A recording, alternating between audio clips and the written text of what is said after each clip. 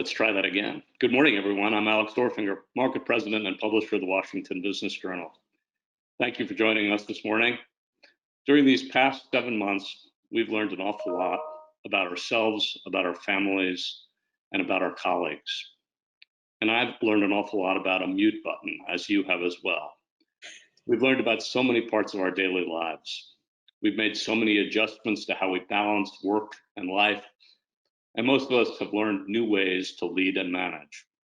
Today, the business journals are proud to partner with Kaiser Permanente to dig in with some of our region's leaders and CEOs and hear about how they have pivoted their leadership style at this moment.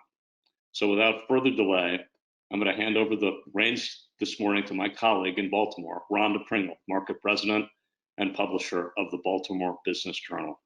Rhonda, I turn it to you. Good morning, everyone, and thank you, Alex. Before we get started on this great leadership discussion, I'd like to first introduce Ruth Williams-Brinkley, Regional President for Kaiser Permanente. Ruth. Hello. Good morning. How are you? I am doing very well. I want to thank Kaiser Permanente for partnering with the Baltimore and Washington Business Journals on the panel discussion this morning. We're looking forward to hearing from you and the rest of the panel on how we can better support our employees, strengthen our companies as we emerge from the impact of the pandemic, and address within our organizations what's going on with the widespread civil unrest. Tell us a bit more about why this leadership conversation is important to Kaiser Permanente. Well, good morning again. And I want to say that this is important to Kaiser Permanente because as we all go through this pandemic and the civil and racial unrest, we know that people still need to have the psychological and the physical safety that's required. And so as both an insurer and a provider of care, we want to be there for our communities, and we want to be there for everyone who needs care and safety during this time. And we know that this time may last a long time. It's not going to end soon. And so we're here and we want to be here and help our communities get through it and our businesses. Sounds great. So there's certainly no shortage of challenges, and we have an audience with us this morning that we'd like to hear a little bit from. So we're going to ask you, our audience, what do you think is the biggest challenge that leaders are facing during this time? So a poll will come up on your screen. So you should see it right now, and we'd like to get as many participants as possible. Guessing will not hurt your score, so please participate. And then we will turn it over to our panelists and hear their thoughts. So again, what do you think is the biggest challenge facing leaders during this trying time?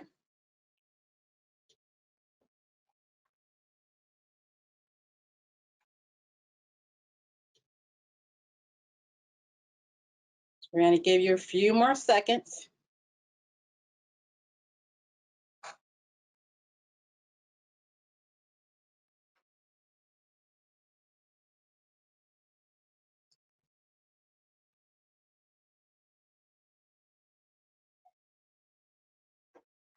A few more seconds.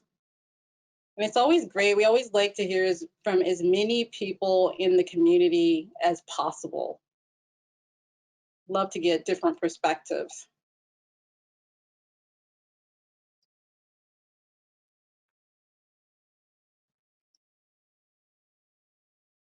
Okay, I think we are ready to show the results. So let's see the results. So from our audience, the biggest challenge facing leaders today is maintaining a happy and productive work culture. So what do you think about that, Ruth? You know, I'm not surprised to see that because people want to be productive. People want to work and they want to see our businesses come back, and yet they want to be safe They want to have physical, psychological, emotional safety, and they want to take care of their families in a way that doesn't jeopardize them and help contribute to their communities. So I'm really not surprised, Rhonda, that these results came back the way they did. People want to work and they want to be productive. We're going to bring in the rest of the panelists and see what they think, see if they agree with you. So I'd first like to introduce Ted Davies, CEO of Altamira Technologies. Good morning, Ted. Good morning, Rhonda and Ruth. Good to see you. Good morning, Ted. How are you? I'm good. Dr. Jay Perman, Chancellor, University System of Maryland. Thank you, Rhonda. Thank you, Ruth. Thank you, Alex. Thank you to my fellow panelists. This is a privilege for me. It's good that we have this opportunity to interact so that we can be happy. And then last but certainly not least, Joe Sims, Global Vice President of Human Resources, Tools and Storage for Stanley Black & Decker. Hi, Joe. Good morning, Rhonda. Good morning, Ruth. To the rest of the panelists, it's great to be here. Thanks so much for the invitation. Looking forward to the dialogue. So as we saw, we know what our audience thinks, and I wanted to start with asking you. So I'm going to start with you, Ted. So the audience, it's certainly the workplace culture is the #1 challenge. What is the greatest challenge you believe facing business leaders in this time? Well, I thought those were interesting multiple choice selections. They're broad categories. And I think the things that I would offer probably fit into those things. You know, one of the top challenges that we all face today is the pace of change. You know, what you were doing yesterday is different tomorrow. And with the virus and everything else that's going on in the country, what used to take months or longer to evolve now takes days or hours even. So I think a big challenge we have is managing change. You know, part of that is keeping in close communication with the team. And that goes back to people want to have a happy and productive workplace. Being able to communicate regularly on what's going on and addressing the things that they're worried about and concerned about, I think is really, really important. And how you keep people connected in a extremely distributed environment is much more challenging than it was, you know, a few months ago, obviously. And then the last piece, I think, is communicating the reality of what's happening, but also a message of hope that there is a future out there, and that we don't want to get too lost in the ugliness that's happening around us. We got to work our way through that together. We got to do all the right things, but we also have to look to the future with a hopeful view. So doing all those things, I think, in a fastly changing environment is obviously a challenge, but an opportunity. So Joe, talk to us about your perspective on this. Sure, you know, absolutely a lot of consistent themes, I think, with what Ted shared, but a couple of additional points. When you think about challenges, I mean, for us, obviously, it starts with throughout this pandemic and throughout this crisis, being very clear on our priorities. And obviously, the first priority was keeping our employees safe, right? So that was #1. Once you move beyond that first priority, probably one of the greatest challenges we've seen is the idea of preserving the culture of our organization. If you think about us being a traditional, largely office-based environment, all of a sudden, almost overnight, you know, shifting to you know, this significant portion of our population being virtual, you know, it really puts a test on your ability to preserve your culture as you operate differently. And so, in particular, if you think about as an HR leader, you know, we literally have employees who've gone through the full recruiting onboarding process at all levels, including senior executives, who've joined our organization. They've been recruited, offered a job, onboarded, and to a great extent had never been in a physical office, in some cases never met their colleagues in person. So it's the idea of, in the midst of that uncertainty, in the midst of that drastic change in how you operate, how do you preserve kind of the unique strengths of your organization? So for us, you know, it's things like collaboration, innovation, being customer-centered. So it creates some unique challenges, I think, in terms of preserving the culture. Probably the second and final thing I would say is, you know, the other challenge is really, I think Ted spoke to this, and I think Ruth even talked about this, you know, this volatility, uncertainty is here to stay. And so you're really conditioning our organization. We talk a lot about resilience, So we spend a lot of time talking about how do we condition our organization for resilience in the midst of what will be an extended period of unpredictability. And then also meeting our employees kind of in the space of well-being, total wellness, and really being open and understanding of the extreme levels of stress and anxiety that our employees are dealing with, both professionally and personally, and then understanding the pressures they're under, and really engaging employees in terms of total well-being. Probably if there's one word I would close with, we talk a lot about in this environment, empathetic leadership. That's probably the one consistent theme from senior leaders on down, the idea of being empathetic in terms of how we lead and engage our employees. So those have been things that are both challenges and focus areas for us in terms of leading through the pandemic. Well, Dr. Permanente, certainly education has had a very unique challenge through this process. Tell me what you think the biggest challenge facing leaders has been. Well, first of all, there's probably little I can add to what Ted and Joe have said.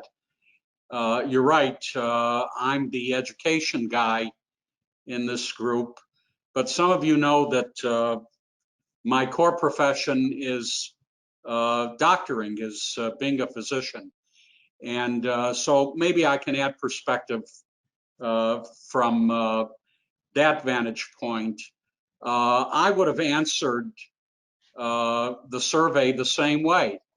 And I would have been less worried about productivity because our many faculty and staff and our students have continued to be productive. But I worry a great deal about whether they've been happy and whether they can continue to be happy, even if they've managed till now. I am very worried about what the pandemic and the issues surrounding structural racism have done to our mental health. And there's plenty of evidence that our mental health collectively is being increasingly challenged, which ultimately, of course, will affect productivity.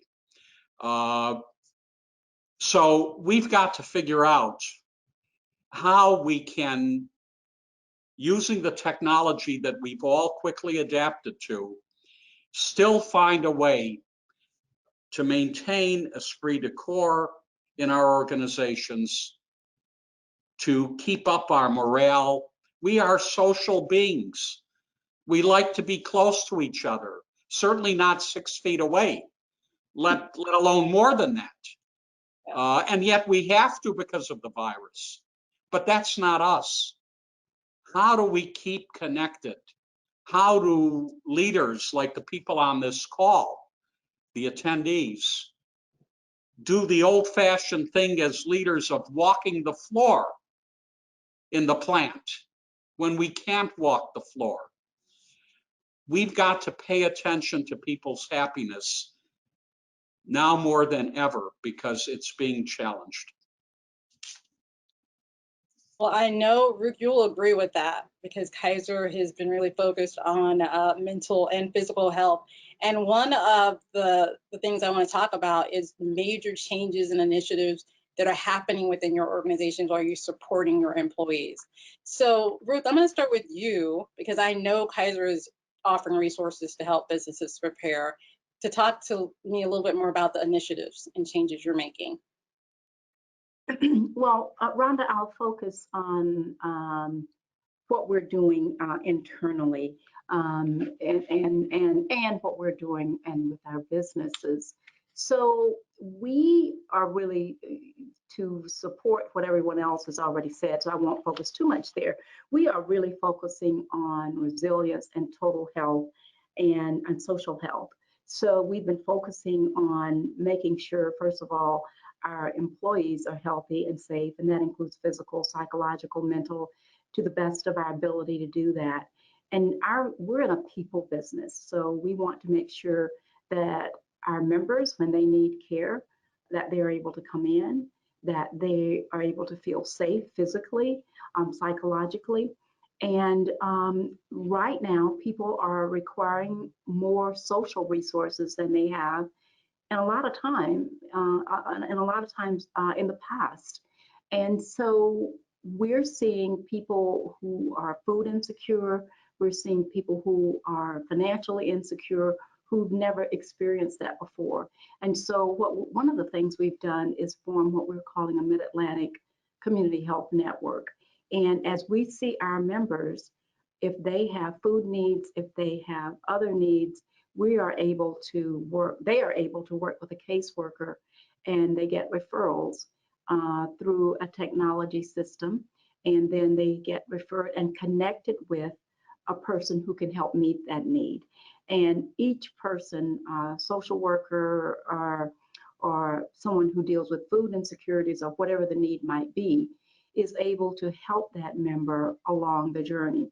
And at the same time, the information comes back to our caseworker so that we know that the member has received what they need. That's been a great source of help for our members and for the members of the community. So that's one of the major things we've done during this time. And I'll briefly mention two other things. Our virtual care, telehealth, has really just significantly increased. We were doing about 85% in person and maybe 15% virtual before, and now that's flipped. We're doing about 85% virtual and 15% inpatient care, in-person care, because people who don't necessarily need to come into a facility are preferring to get their care virtually. So we continue to try to meet our members' needs, and with our employers that buy our services, we help to offer back to work playbooks and doing everything we can to help them to be successful during this pandemic. Well, Jay, I want to follow up with you because you've also had to initiate some really significant changes. You've seen a lot of schools have to implement a lot of different protocols. So talk to us about changes within your organization. Well, let me mention two things, Rhonda, that we're paying a great deal of attention to as we look to a future that is clearly different from the way things were. One is the fact that we know we need to be far more responsive than we've ever been, specifically to workforce needs. We are going to continue our commitment, our passion for making sure that people who want a degree, who want higher education, can get that degree, because there's plenty of evidence that a college degree makes a difference going forward to one's life, one's livelihood. We're not going to back off from that.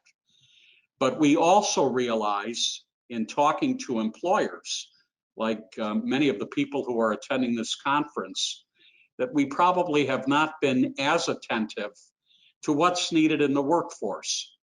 So we're spending a great deal of planning effort to make sure that what we offer in the way of badges and certificates, specific training that my colleagues here may want in the workforce, that we in higher education are going to be responsive to preparing the workforce for all the people that have been put out of work by the conditions that we face right now. We know that some of those jobs are not coming back. We've heard that again and again. So even though these are words that I've had to learn, we understand about upskilling and reskilling so that people are prepared for new jobs. That's one. The other piece is our concern and our preparation for what's going on in pre-K to 12 with our students, our children, learning virtually. And I'm very supportive of virtual learning. Much of what we're doing at the higher education level is distance learning. Having said that, we know that we have many children that we serve in Maryland who, even before all of this, were not prepared to do college work, even though they wanted to do college work. The situation that our children are in now and the situations that our teachers and our parents are coping with to keep their level of performance in reading and math up, it's going to even be greater. And we're worried that children coming to college going forward, next fall and beyond, they're going to be even less prepared. We can't lose those children. So we're very mindful of what we need to do for them. So clearly, this speaks to all the change that is going on. And I know that Ted talked about the pace of change earlier and how fast it is. So I want to talk a little bit more about why change is such a struggle. We always say that, you know, the only constant is change, but we all struggle within individuals and within our organizations with change. And so I want to talk about what some of the barriers are. So Joe, I want to hear from you about what the barriers are to changes within an organization. I think, you know, in general, right, we all have deeply entrenched views on how we work, right, how we operate, you know, how we engage with each other, how we engage with customers. So I think in general, we talk in organizations often around change management. We talk about agility in an organization, but in particular in this environment, when it's thrust upon you so quickly, it is a jolt to the organization and to people. So it's challenging. So that kind of goes back to my earlier comments around, you know, beginning to work with the organization. We always talk about when will we get back to normal or new normal, and we've tried to probably change the language a little bit and talk more about, like I said before, resilience. We talk about volatility, uncertainty, complexity, ambiguity, and we talk about the world continuing to operate that way. And how do we set ourselves up to not just survive but thrive, but also help people kind of manage through that and know that this might be with us for some time to come. So people are changing, you have to change. What are the other barriers that you see, Dr. Permanente, in terms of getting people to just move with you, to just come along to these changes that you're implementing? Well, I'm sure that people on the call could point at higher education and the academy and say, wow, there is an entrenched culture, whether it's, you know, the whole idea of promotion and tenure that people are familiar with. There are long-standing traditions in the academy. You know, Oxford University is 1,000 years old. And even though the rest of us may not be quite that old, we are steeped in culture. And I think that's what Joe was talking about too. So, you know, one would not be encouraged that higher education and academics could come along. But look at what happened. In March, we suddenly found that we couldn't teach anymore the way we were teaching. And I would say that faculty writ large, the staff, the students who learn, they came along quickly and learned a lot of newfangled things in order to provide education in a very different way. That is continuing. So, you know, I think people have responded to the crisis well. And if it can be done in higher ed, I'm sure it could be done in anything. So we've made these changes, and I'm sure that you've learned a lot over the past 6 or 7 months. I want to start with you, Ted. What are some of the lessons you've learned over the past few months if you've implemented changes within your company? Yeah, a couple of things just to tie together the discussion we just had on you know, driving change. You know, the famous saying is that everybody wants to transform, but nobody wants to change. Is absolutely true. And you know, people resist change, but quite frankly, we're living in a world where you don't have a choice. I love Joe's comments earlier about resilience. That's been a theme in some of the things he said. And we think about that a lot, and I kind of translate that into two things for the organization. One is the adaptability and the agility. And again, the ability to sort of move, change, and get things in a different place, and do it quickly. You can't spend months studying something. You got to keep moving. And some of the lessons that we've learned and some of the changes we've made is to restructure the way we communicate with each other. Obviously, we all had to automate things. We quickly moved to a much better online platform for communication. And I joke that I've got a set of leaders out in Dayton, Ohio. I'm here in Northern Virginia, and I see them way more than I used to, because I'm on video calls with them all the time. And in the past, it was a periodic visit back and forth or a phone call. So you change the way you communicate. The other thing that we looked at as we got into these new communication medium is that we do something we call a monthly business review, where we would bring leaders together once a month, and we would cover 5 main topic areas, and we'd spend about 6 hours together. And 6 hours together when you're in person once a month is a pretty effective meeting. You have lunch in the middle, there's social time and everything else, but we realized that pretty quickly, as everybody else knows, that you got maybe 2 hours on a video call, maybe. And after that, productivity, effectiveness, and paying attention goes off the charts. So we broke that into 2-hour sessions. And so rather than once a month, there's like a 2-hour sessions, once a week. And we go deep dive on one topic area. And it's a much more effective way to communicate and kind of manage what we're doing. The other thing that I've learned a lot that I would touch on is that, and it goes to some themes we talked about earlier. It's around, we talked about empathy earlier.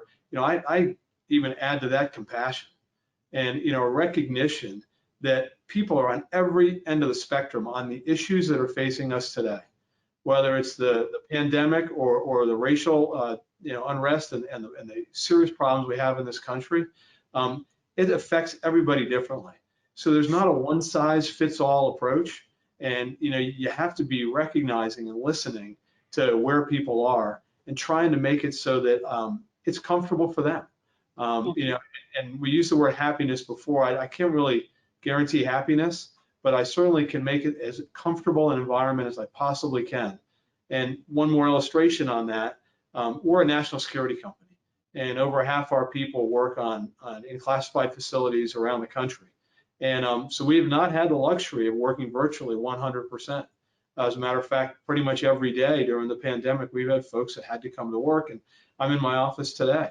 And we set it up so that we are very, very careful on social distancing. We wear masks everywhere.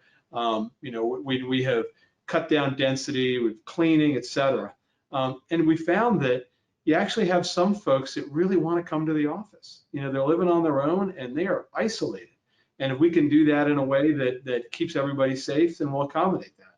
Other folks are, they have high risk factors for themselves or their family, and they do not want to come to the office, and we work to accommodate that. So I think meeting people where they are and trying to make it so that they can be productive and feel like they're part of this thing and be able to live a life that's going to be successful during tumultuous times. It's not something you do, it's really hard to do on a general basis. It's got to be almost at a micro level.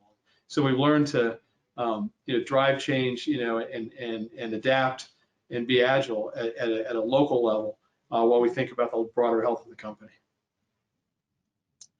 So does anybody else want to share something that they've learned over the last 6 or 7 months? Do you, Dr. Permanente? I'm sure everybody can say I've learned technology better than I've ever had to do it before. So anything else? Let me stay on that, Rhonda, and technology, reflecting back on Ted's comment about you got to do things more efficiently. What I've learned and what my colleagues have learned is that some of this virtual stuff is not so bad in terms of creating efficiencies. I was talking about the academy. I think all of you know that unlike business and industry, where if somebody leaves, you replace them like that. In the academy, we do national searches. We're very democratic in making sure everybody gets a crack at the candidates. Well, that can cost an organization because it may take 12 months to replace somebody that's at a level where you all in business would replace in a week. And you know what? The idea that we've needed to do these searches virtually, it sped everything up. There's no issue with regard to getting people to travel in.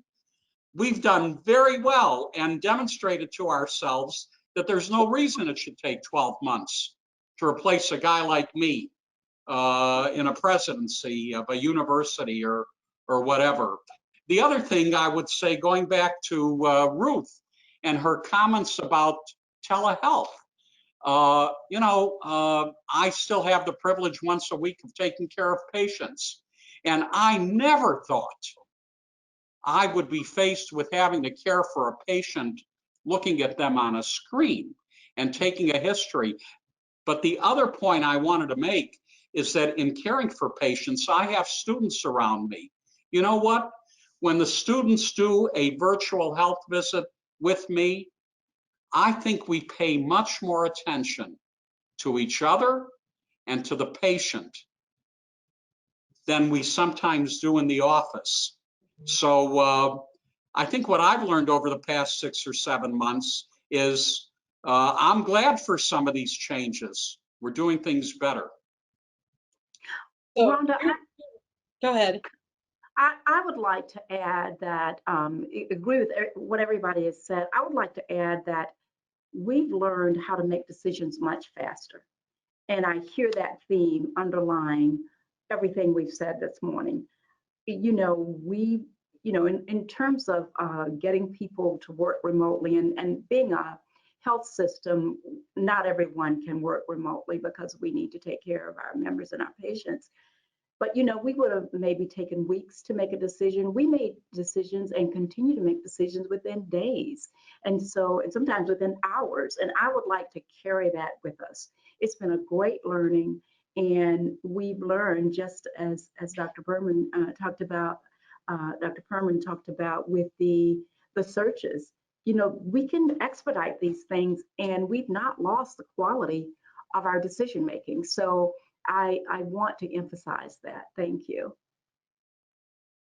I feel like you've all sort of answered my next question, but I wanted, because a lot of times when I have been a part of discussions and we talk about emerging stronger, we talk about what's gone on in the pandemic, it's all very negative. There's a lot of negative conversation. And one of the ways I think we emerge better from a mental health capacity is if you start to think about the positives. So I want to talk about positive outcomes that have emerged over the past several months, and you have all cited expediency, which is great. I completely agree. So Joe, I want to start with you. What other positive outcomes have you seen?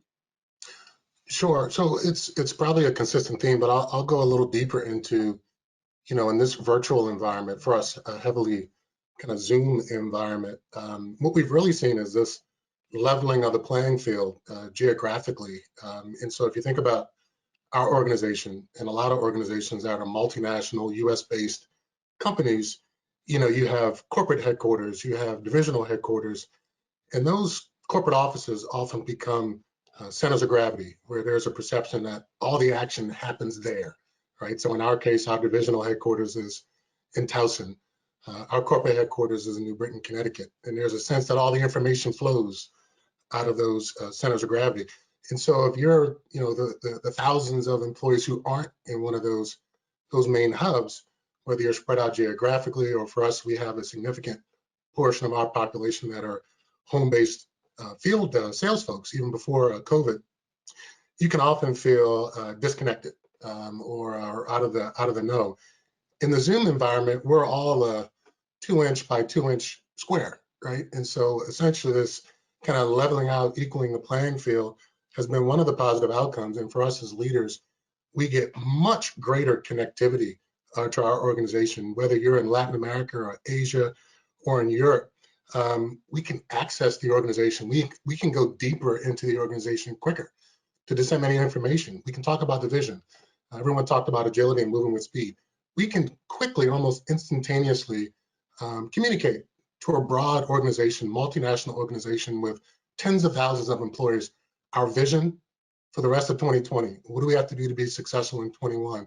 What's our strat plan? we can share the vision, we can share the priorities extremely fast. So you're not waiting for the next plane ride to Asia or the next trip to Europe. So more immediate, quicker connection, deeper in the organization to engage your employees, and what I describe as this kind of leveling of the playing field where we can quickly reach the organization. For me and the rest of our leadership team, it's definitely been a positive outcome in the midst of this crisis. Does anybody have anything to add? I specifically want to understand from a leadership style, even, have you seen any positive outcomes in the way that you manage or approach your teams? So does anybody have anything to add? Ruth, would you like to speak to that? You know, I've been doing town halls with our staff. You know, in a non-virtual environment, I talked about the idea of walking around. Sure, you know, I could drop into an office, see how somebody is doing. I'm finding that the opportunity to have a town hall, gather everybody up in our system organization, provide some information, leave the floor open, answering questions. Frankly, I feel I'm touching more people than I would have in the old days. Ruth, you were going to also add something to that? I don't want to negate the positive things we've learned. I do want to emphasize, however, that one thing we have not solved collectively, and we all need to solve, is the stress on our parents and those who are taking care of people at home, people who have multi-generations that they're taking care of. And I don't want to forget those people. Because we have parents with children who are trying to do their jobs. Their children would have normally have been going to school, and they're not. And so they're trying to be home teachers. They're trying to be workers. They're trying to be parents. And it is very stressful. And one of the things we have to learn through this pandemic is the resilience of doing our jobs and keeping our businesses going, for sure. However, we have to support our parents and those who are caregivers, unpaid caregivers in their homes. And how do we school our children? Jay mentioned this earlier, that some of our students maybe, I don't want to misquote what you said, Jay, but I think you said some of our children may not do as well. I'm concerned about the little ones that can't be left alone, that need their parents there, and yet their parents need to work. And so we all have to figure out how to do that better. We've been supporting our parents with stipends and for paid childcare. But if you're someone who can't find paid childcare, or you, for whatever reason, don't have that available to you, it may not be as helpful. So I don't want to forget those people and all the positive things we'll carry forward with us. That I think is still something we have to address more effectively across the board. You make a good point about leaders and how they support their employees during this time, because you're balancing the needs of business, but you very much have to keep in mind that empathy we talked about, that compassion that Ted mentioned. So how do we support employees during this time? Is it just that we listen more? So Joe, why don't you talk to us about that as our HR expert? Sure. Well, listening is a big part of it, but I think organizations have to go further in thinking about their benefits offerings, right? Support. And I think Ruth spoke to this. So, whoever your benefits provider is, whether it's expanding your employee assistance offering to employees, it might be looking creatively at new benefits offering to address exactly what Ruth described. How do we leverage our benefits offerings to provide in-home care, whether it's elder care, child care, tutoring? It could be something as simple as pet care, whatever it is, as many of our employees have become more homebound, dealing in the home with kind of the stresses of personal and professional. Listening is important, and we do that I know through a lot of our employee resource groups, we have a working parents network. So we have a number of employee resource groups that can give us insights into what are the challenges and the stresses. Then you have to act. And for me, one of those ways you act is specifically rethinking how you support and benefits offering to employees, because their needs have evolved in the last 7 months versus what they may have needed pre-COVID. Does anybody have anything to add? Because that is such an important piece of this. We heard from our audience that yes, maintaining that work culture is one of the biggest challenges. It's important to them. And you cannot maintain this culture without supporting your employees and making them feel heard, and giving them the resources and tools to continue to be productive. So anybody else want to add anything to this? You know, I would just say that we need to be mindful of the fact that home has now become the office, and that can be very malignant. We have to remind our folks that it's okay to turn that device off at 5 p.m. And we need to be a little more sensitive. I need to be a little more sensitive about not shooting people emails and asking questions on Saturday and Sunday, just because, well, they're home anyway. And we need to remind people about the fact that they're entitled to vacation, that they have leave. It's one of the options that you put up in the survey, Rhonda, you know, this work-life balance. Now it's more important than ever, and it gets mushy when the workplace and the home are the same thing. What I would add is that when we put a program in place a few years ago, we call it Healthy Living. And it provides just the opportunity to do all sorts of different things to improve your life, basically. And it's everything from, we've offered online stress management counseling, financial planning counseling, nutrition, fitness, and we offer we call it a Healthy Living credit, which people can use for anything that's going to help them live a more productive life outside of work. So kind of re-emphasizing some of the core programs you have and making sure that they deal with the issues people are facing today, I think are really important. So we could not leave this discussion without discussing more what's going on from the second pandemic. I say we have two pandemics going on right now. We have a health pandemic, but we very much have a social, civil pandemic going on. And of course, after George Floyd's murder, we had a lot of companies put out mission statements, speak directly to what they were doing in their organization. So I want to just ask you, as we struggle with this racism and social injustice, how is your business taking on this issue? And I want to get all of your perspectives. And I will start with Ruth and then just go down the line. Thank you, Rhonda. And I'm so glad you brought this up.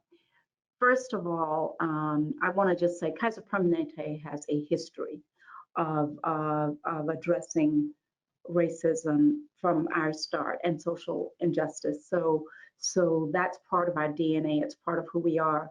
You go back to our founding 75 years ago in the shipyards. We were one of the first to provide benefits and work to people of all genders, to people of all colors. And so we have continued that. It's a part of who we are. And in addition to that being a part of who we are, the other thing we've done is invest in small businesses, which are often minority and women owned. So we have this program that's called Inner City Capital Connections that helps people either start or expand their small businesses, just shore up the functioning of their businesses. It's sort of like a mini MBA in how to run a business effectively. And we host that program. We bring in lecturers from business schools and from the business sector to help people with their businesses. The third thing we've done is KP listening sessions. We call them KP listening sessions, where we've had these sessions that allow people to express their opinions in town halls through chats. Again, we want to provide social and emotional safety for people so that they feel safe in presenting their views. And then we have helped our clients, those who purchase our insurance products and whose members we care for, to do that in their businesses. So we've had a broad approach. We broadened what we did. This is a time when there is a reckoning, and we will be forever changed by both COVID and by the racial unrest. There is no going back to the way it was before.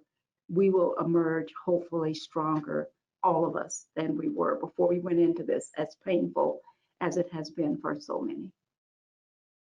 I'm just going to go in order from my screen. And so if we could hear from you, Ted, and then Joe, and then Dr. Perman. Sure. Yeah, I appreciate the opportunity to address this. Watching the events that have taken place this summer and reflecting on the ones that have happened in prior years, I became increasingly disgusted at where we are. We spent time as a leadership team listening, as everybody did, around our company. But equally important for me, with ex-colleagues of all different races in other companies, through my church, through my family, through my community, and after a little bit of listening, we came out with a pretty clear and unequivocal statement on this. It's on our website. But I also tied that message back, and it was really a little bit directed at our employees.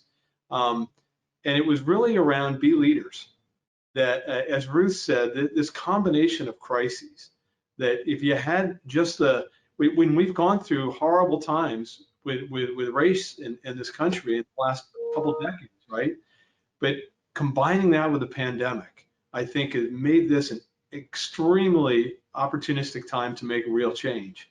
And, real change starts with people, individuals leading differently, communicating differently, and thinking differently. And I really, exhorted our employees to be those leaders in their community. And so, I think we have a highly educated workforce here, a diverse workforce. And I want our entire company to be leaders. So it's not a top-down, Ted's going to do all these things. I want everybody to participate in this, and we're going to continue to focus that. Second thing is, I was very fortunate to be introduced last year as we were rebuilding our board to an African-American leader that we brought onto our board almost right before all this happened. And he's been a very strong voice on how we should be operating. And we are now looking at all the things that have the metrics and the things in our company. Are we doing well? And we're doing okay. When you look at the metrics, we're not doing well in terms of reflecting our society. So we're working on how do we recruit from different places. And equally important, because a lot of the people that we have, really all the people we have here, are very high level clearances. We have trouble recruiting anybody at times. It's a tough environment. So we're trying to broaden the aperture as much as we can, but equally important, really try and develop folks and really give people more opportunities to take on new things, and certainly people of different races and women as well. So it's got to be something that's important to the organization. We've made it a priority, but it's got to be something where everybody in the organization takes it to heart and works with it, not only at work, but I believe in their community in which they live. So that's how we've been working with it. And Rhonda, I would say a couple of things. I think with all the topics we've covered, now that we talk about racial injustice, I think you get this juxtaposition of, the stress, right? If you think about the impact on our employees of a pandemic, and then this racial reckoning happening in our country that turned into US protests, which quite frankly turned into a global movement. So there's a stress related to that. There's this weight that our employees are carrying. But then we pivot, similar to some of the other topics, and talk about, well, what are we going to do with this window, right? I talk about this racial reckoning, where now there's this openness to talking freely and open about it from an African-American point of view, in terms of allies, senior leaders in organizations. So, one of the consistent things I reflected on is, okay, what are we going to do with this window of opportunity? Years from now, we'll look back and say, what did we do? And so for us, I think similar to what Ted shared, it started with our CEO coming out, speaking out very clearly, very boldly against racial injustice, very quickly, right, timely, after the killing of George Floyd. Second, similar to what Ted described, I have the honor of leading being the corporate co-lead of our African Ancestry Network, one of our many employee resource groups. So we listened. We listened in particular to our African American community in the US, and we want to understand what are the challenges, what are the frustrations, and then we acted. We clearly identified where we needed to do better. We identified specific commitments. And then this conversation, not just with our employee resource groups, but we layered on top of it very clear task forces with clear accountability to create those commitments, and then not just create them and say, we're going to work on this in 2021, but to show immediate progress. And then we have visibility to our C-suite. And so we attacked this. And a lot of our senior leaders talked about, when you think about this issue around racial injustice, in particular with the Black community, we said we're going to attack this the same way we do any other challenge, initiative, whatever you want to call it, with passion, with energy, moving with speed. And so we were also fortunate we were building off of a pretty strong foundation. We weren't starting. This wasn't our first time talking about diversity, equity, and inclusion. We already had a strong foundation of employee resource groups, a commitment to DE&I, a commitment to gender parity, and a full suite of employee resource groups from Hispanic Latino Network, Women's Network, Veterans Network, Working Parents Network, I talked about, Asian Heritage Network, Pride and Allies Network for our LGBTQ community. But specific to the African American community, we said, here's what we're going to do. We're going to specifically create specific developmental opportunities. We're going to look at our African American professional population in the US as a specific cohort and deliver specific developmental experiences. Second, we're going to reconfigure our strategic succession planning process to make sure that we have visibility to African American talent in the organization so that we don't have hidden pockets of talent. How do we identify talent and make sure we're matching that talent with promotional opportunities? We looked externally and said we're going to invest in organizations, contribute to organizations, partner with organizations whose sole purpose is racial justice and social justice. We said we're going to focus on historical Black colleges where we already recruit. I'm an alum of one, and we said we're going to ramp up scholarship programs. We're going to contribute to their COVID relief funds since your students are struggling, in addition to the recruiting that we do. And we said we're going to focus on ramping up supplier diversity. So very clear, actionable things. And then once again, we said we're going to activate now. So if you think about our clear commitments, in a number of those, we already have progress, because if it were any other business challenge, we would not wait. And we looked at this the same way. Dr. Perman? Thank you. Higher ed, University System of Maryland. The public has every right to expect that we are beacons and providers of hope and opportunity. We ought to be the vehicle for individuals who have not had a pathway to a good job and a decent income. A lot of people say economics is the great leveler. We know we have a gap, and we are focusing on what we need to do internally in our institutions and then externally, particularly with regard to a population I mentioned earlier, our pre-K to 12 students. Internally, look, if we're honest, we know that too many of our employees of color come in at the lowest paid jobs. Why don't we move them up? And you know, in a higher ed institution, you take a look and you find that 98% of the jobs need computer skills. A lot of people haven't had the good fortune of getting computer skills. We need to do that in the organization so that somebody that does come in at an entry-level position can work their way up in the organization. And then externally, we are ever more committed to what people call pipeline programs. Children that need to have the hope and the knowledge base so that they can get to college and get into a profession or a job that, again, pays well, allows them to have decent income, decent housing, decent health care. Our institutions are increasingly investing in where you wouldn't expect higher ed to go, namely back in the primary grades, the middle schools, the high schools, to get kids to have the chance that all of us had to get a good education and make a decent living. So we have one final question, and I'm going to ask everybody to keep their answers pretty succinct. But it's the question that wraps everything up, because it's really, how do companies emerge stronger? What do you have to get right? If you had to point to that one thing that leaders and our attendees that are listening need to get right so that they emerge stronger, what would that be? And I am going to go back to you, Ted, to lead us up. Very briefly, what I would say is 2 words: focus and build. So you can't do everything. You can't be everywhere. You can't talk to everybody all the time. You got to focus your energies on things that you can do very, very well, and then build around those strengths.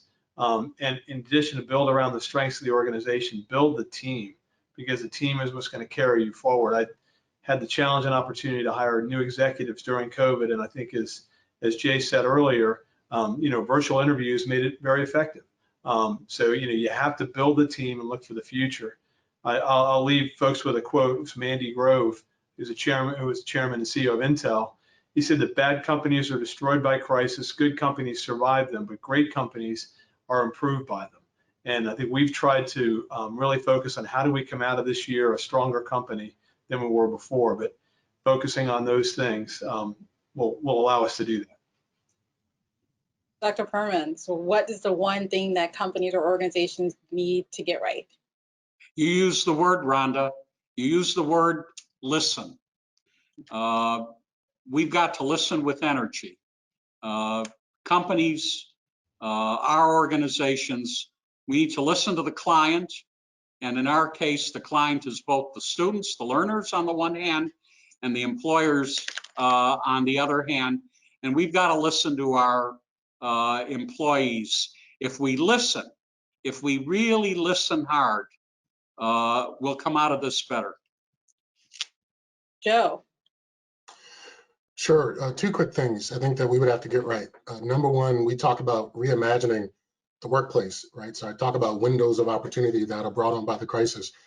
So we've really embraced this art of the possible in terms of rethinking, how our employees interact with work. And getting that right is going to be important, allowing some level of flexibility, some employee choice, really challenging ourselves. Who needs to be in an office? Who can work differently? How do we go beyond Zoom to truly leverage technology to enable what we describe as reimagining the workplace of the future? So I think we have to get that right. That would be number one. Number 2 is just from a business standpoint, we are a product-driven, product development, product innovation company. So I'd also, I'd be remiss if I go through this whole conversation and I talk about our customers and our consumers. The other thing we need to get right is identify trends, changing trends with the consumer that might be permanent or might be with us for a while. So looking around the corner to say, what are the lifestyle changes that have been brought on by the pandemic that might be permanent? What are the changes in consumer behavior that might be due to the pandemic that might be with us for a while? And how do we make sure we're meeting our consumer and customers' needs based on those changing needs? So those would be 2 things, and probably the last 2 words I jotted down. We've got to get right: agility and resilience. Just to kind of close out, probably with where I started. Ruth, why don't you take us home on your wisdom around this topic? What do we have to get right? Thank you, Rhonda. I believe we have to take care of our employees in a safe, physically, psychological, emotional safety for our employees, because that enables us to run our businesses. As difficult as this has been for everyone, we cannot run our businesses without our employees. And if we help them to get through this, they will help us as we focus on, in our case, taking care of our members, taking care of our communities, providing for our customers. And so we have to keep them safe and let people know that they're safe, especially physically during this time. and give people the perspective that this pandemic will end at some point. We don't know when it's going to be, but it will end. Let's learn what we can, keep ourselves safe and be resilient, and know that we will get through this. And that sense of hope is what I would like to leave us with, that we've gotten through other things, we will get through this, even though we will be forever changed by the pandemic and by the racial changes in our society today. Well, I think that is a great way to leave us. I want to thank you all for this wonderful conversation. Thank you, Ruth and Ted, Dr. Perman and Joe, for your time. And thank you to all of our attendees for your time. I hope that you have at least one really solid takeaway from this discussion that helps us all to emerge stronger. We need everyone to be stronger so that we have a bright future. From the business journals and Kaiser Permanente, we hope you remain safe and healthy. And I hope you enjoy the rest of your day. Thank you. Thank you. Bye.